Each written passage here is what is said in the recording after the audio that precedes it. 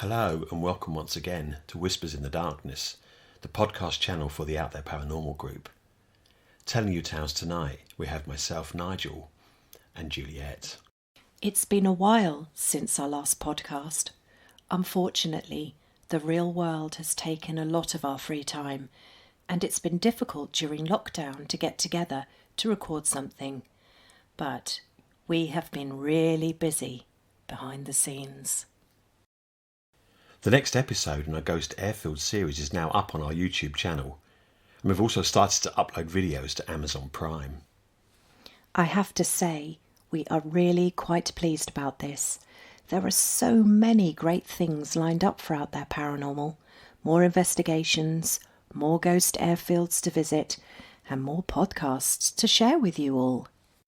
So keep a close eye on all of our social media pages, and if you want to find out where they all are, then head over to www.outthereparanormal.net, where you can find links to our Facebook, Twitter, Instagram and YouTube feeds.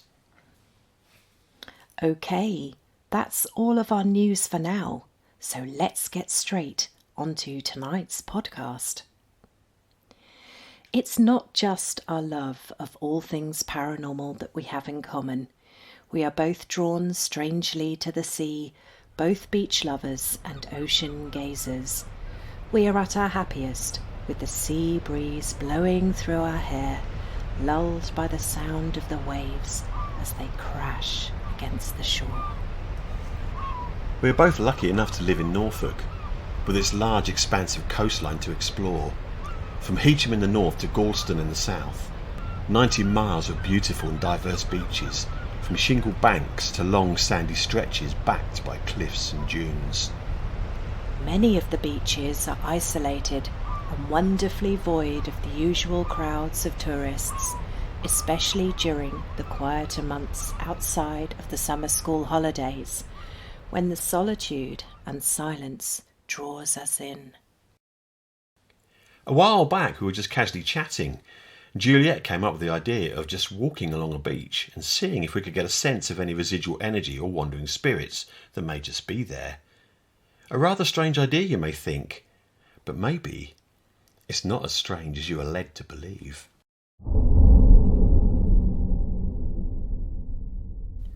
The Norfolk coast is recognised as really rather dangerous when the weather and sea choose to be foul. Many ships have been lost to gales over the centuries. Some say the numbers run into the thousands, and all of them taken by the howling winds and heaving waves, disappearing into the murky depths along with their crews. There are many tales of shipwrecks, broken timbers and bodies washed ashore, sailors and fishermen taken by the raging sea, so it's not surprising to hear that there are lost souls out there trying to make themselves heard above the sounds of the howling wind and crashing waves. It's time for us to take a literal dive into those murky waters, for we have a few creepy nautical tales to tell you all. Picture the scene, if you will.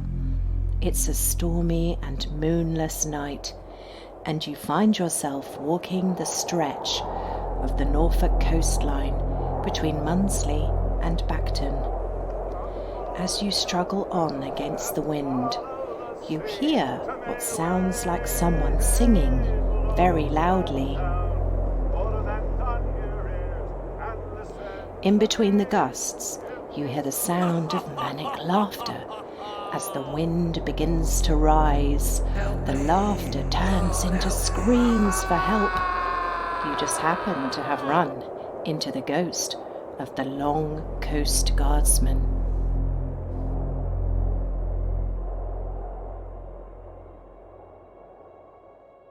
The North Norfolk coast was once rife with smuggling.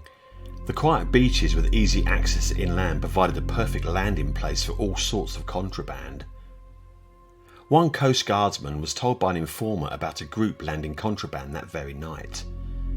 So he strode out along the cliff path between Bacton and Munsley to intercept this smuggling gang. He'd already sent a boy to summon the local troop of yeomanry for backup, and he went to the agreed place and shone his lamp to lead the smugglers into the trap. What he did not realise was that the boy was in the pay of the smugglers. No yeomanry troops would be coming to assist him, and the lamp he was carrying would simply lead the smugglers straight to him. The coast guardsman soon spotted the shadowy shapes of the smugglers starting to bob along the moonlit beach. Thinking the yeomanry troopers would be in position, he shouted the word and led the attack. But he found himself all alone, and the smugglers were many. The coast guardsman was mercilessly cut to pieces, and his body parts flung over the cliff edge and washed out to sea. Ending his days in such a horrific way and having no grave, the lone coast guardsman was doomed to walk the coastal path between Bacton and Munsley forevermore. His loud singing and screams for help ringing out, carried by the wind on moonless and stormy nights.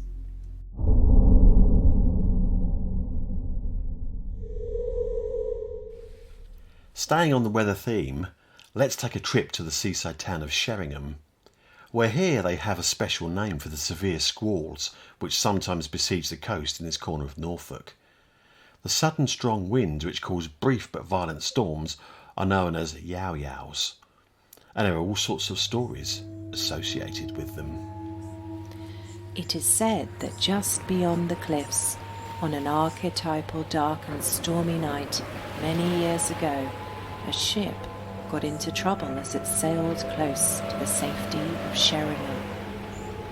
With his ship going down and his lungs beginning to fill with water, the captain cursed the fishermen of Lower Sheringham, who could have, but chose not to, sail out and save him and his crew from a watery death, very probably because they intended to salvage and sell his cargo. Fishermen have reported hearing cries for help from the sea on calm days while they're out on their boats. Assuming that someone is in distress and needs their immediate help, they, unlike their rather more scheming ancestors, sail out to help and reach the spot where the voices can be heard. It's at this point, however, that the mischief begins. For as they reach the source of the sound, it suddenly moves to another area of the sea. And when they reach that spot, the very same thing happens again and again, until the sound finally comes from underneath the boat. And it's the sound of utter despair, the final cry of a drowning man. This, they say, is a final warning, which they would be foolish to ignore.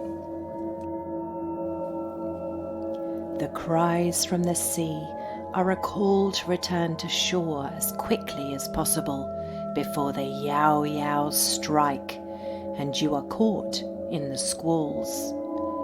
Then again, maybe it could be the sounds of the drowning captain and his crew crying out and hoping to lure the living into a watery grave. Of course, there are other ghostly tales told around the town of Sheringham. For instance, how about the tale of 12 drowned sailors who washed up on the beach after their ship was lost at sea? With no idea where these poor unfortunate souls came from, they were unceremoniously thrown into a ditch without a good Christian burial and covered with a heap of stones. The sight of their lonely and unconsecrated grave was in a gap between the cliffs on the very outskirts of Sheringham. Anyone foolish enough to walk where the unfortunate 19th century sailors found their final resting place on a dark and stormy night would be rewarded by hearing the eerie sound of a shingle dropping slowly, pebble by pebble, onto a larger stone. Quite possibly the gravestone the sailors were never allowed to have. Hearing this unusual sound is said to be a portent of doom for anyone that witnesses it. A really good reason to avoid the edge of the cliffs at the dead of night when the weather is against you. And finally, we have the Shrieking Woman. This phantom harbinger's screams would be heard across Sheringham, perhaps some form of banshee whose keen-like yelling heralds the imminent arrival of a heavy storm or some other form of disaster. Two more tales to tell, and both from places that may be written in a certain way, but the pronunciation of the place name is nothing like how they are spelt. We have more than a few of these in Norfolk. Continuing on the theme of rather loud female spirits, let's head on over to Stewkey. Yes, it's spelt Stiffkey, but locally it's the rather lovely seaside village of Stewkey. Now they have a rather sad tale to tell. Time to introduce you to Nancy, the screaming cockler of Stewkey. There is a place far out on the sands somewhere between High Sand Creek and Stone Mill Creek that is called Black Knock. It is a patch of mud covered with soss grass and full of blue-shelled cockles known as Stewkey blues. It's a dangerous place to get onto and off, if one is not too certain of the way on a dark night. The women cockle gatherers from Stewkey, who seem to have double the strength of a normal man, go right out there between the tides and get a sack of these cockles and carry them back to their village. It was hard and potentially dangerous work, as the tides racing cruel and fast over these marshes. But the cocklers of Stewkey were tough women. They had to be. With their weathered faces dressed in pieces of sacking for warmth, they trawled the marshes for cockles. A regular group of women went out collecting one day, and in the late afternoon decided it was time to return to the shore as the weather was beginning to close in. One young woman called Nancy found herself further out than the rest as the others began to make their way back with their large bags of cockles before the incoming tide came in. She was trying to collect a few more handfuls of cockles before finishing. All of a sudden, a thick mist descended on the mudflats, which soon turned to a dense fog. As Nancy struggled to make her way back to shore through the sticky mud, the fog caused her to lose her bearings. The tide by now was rushing in so fast that she would soon be cut off. So she repeatedly screamed for help from the other women, who were now nearing the shore. They heard her screams for help, but they could not see her in the fog and were powerless to do anything.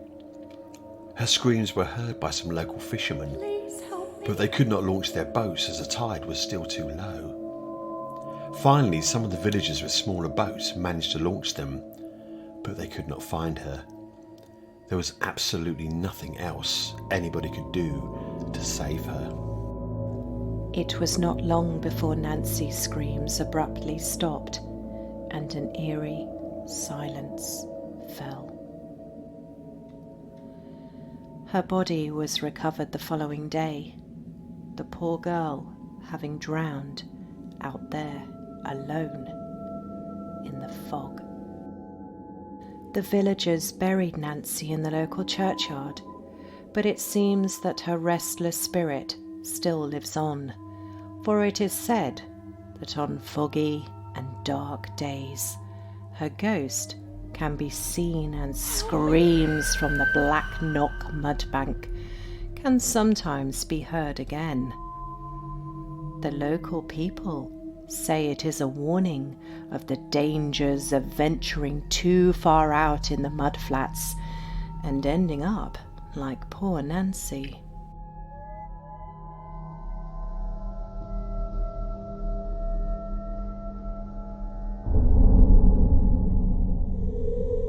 Our last tale takes us to Haysborough, spelt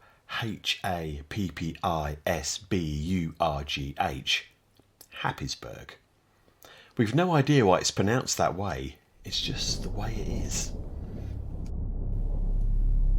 It's 1765. Two local farmers are making their way home along Wimpwell Street when they spot a figure on the road, dressed in what appears to be a sailor's uniform, with a pistol stuck in its belt and clutching a rough brown sack to its chest. Looking a little closer, they notice that the figure does not appear to have any lower legs. It seems to just drift along, silently heading up the road from the direction of Cart Gap and the beach. At first the farmers thought that the creature was humpbacked, until with horror they realised that the hump was actually the torso's almost severed head, still attached by a strip of skin bouncing along behind it. A very gruesome sight indeed. Despite their fear, the farmers plucked up courage and followed the figure to Well Corner, and watched as the otherworldly creature lurched towards the village well, at which point it launched the sack it carried and then itself into the well.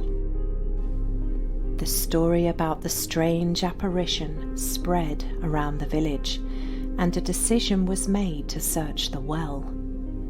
A young man was lowered down on a rope, and using a hook he cast about in the water at the bottom and pulled out a sack, a similar looking sack to the one that the apparition was carrying.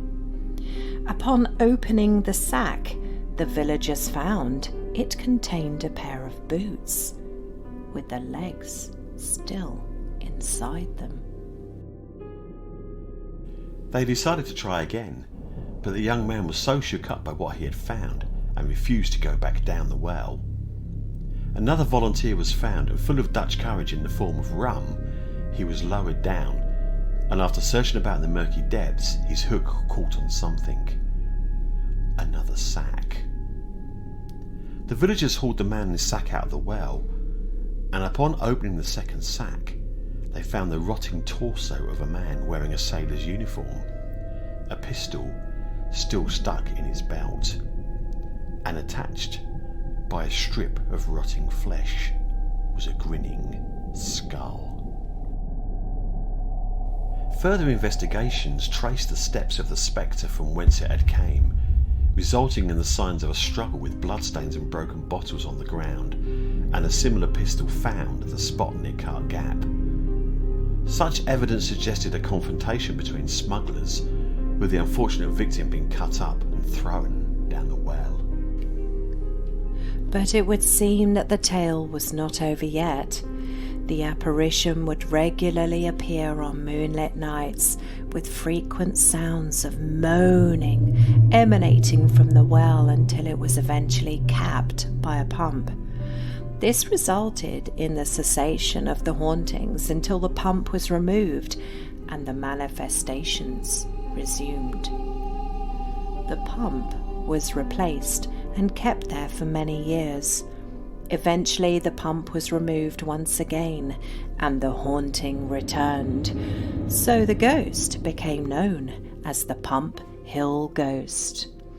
Fearful that the Haysborough torso would begin its dreadful journey once again, the pump was quickly reinstalled, and once again all was quiet and the haunting stopped. The well itself fell into disuse in the 20th century. The villagers, however, were unwilling to decommission the pump in case the ghost made an unwelcome return.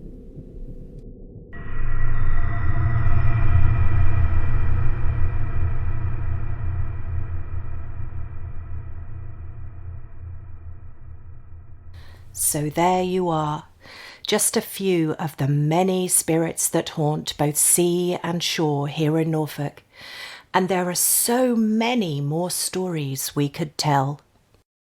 So, maybe Juliet's idea to just walk along a beach and see what we experience is not such a mad idea after all. We have, of course, left off one of the more well-known tales of the Norfolk coast, Black Shuck.